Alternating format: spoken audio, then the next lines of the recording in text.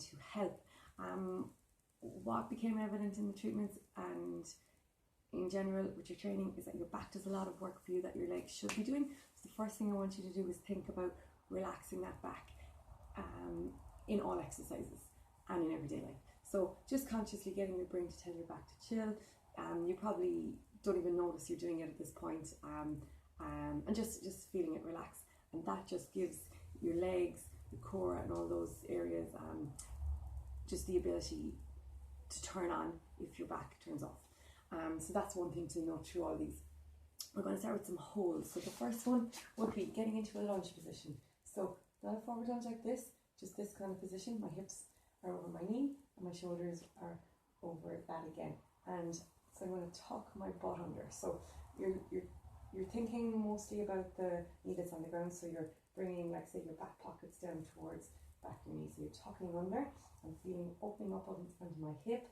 I'm feeling work all in my hamstring stuff.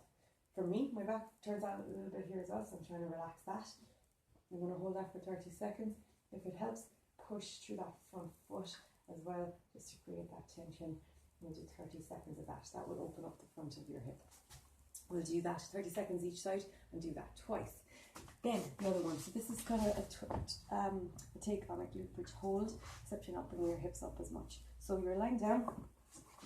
You're going to bring your ribs down towards your belly button, and then you want to tuck your bum under. So then your back is as flat as possible.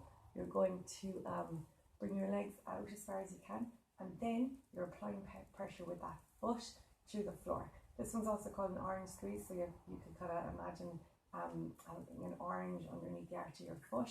So you want to bring that arch up nice and high. For me, I need to work hard to push through my big toe, my heel, outside of my foot, and then I can feel all this part of my leg lining up.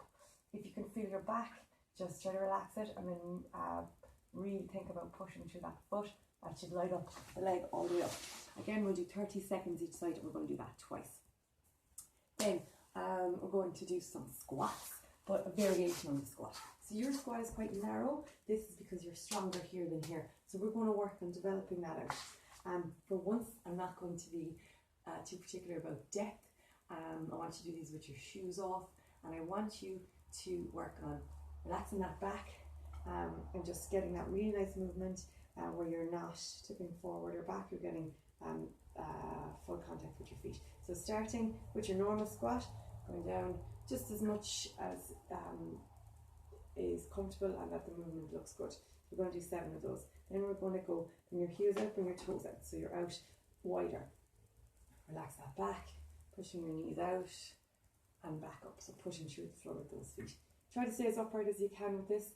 That will mean that you're not using your back as much. I want you to really feel those quads working and the outsides of your legs here. Then your third one, heels out, toes out, and low again. So looking to do 7 good reps of those. Really feel the movement. I'm going to do 7, 7 and 7. It's 21 total, and you're going to do 3 rounds. The other thing, so you want to develop power. So the best way to develop power is by jumping.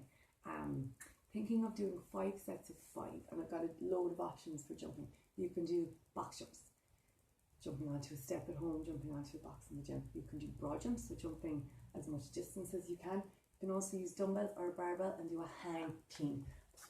So a hang, be from here, jumping up and catching. So for all of them, really what you want to think about is driving through the floor first, getting full extension on your legs, so your ankles, knees and hips are open, and landing. So 5 sets of 5.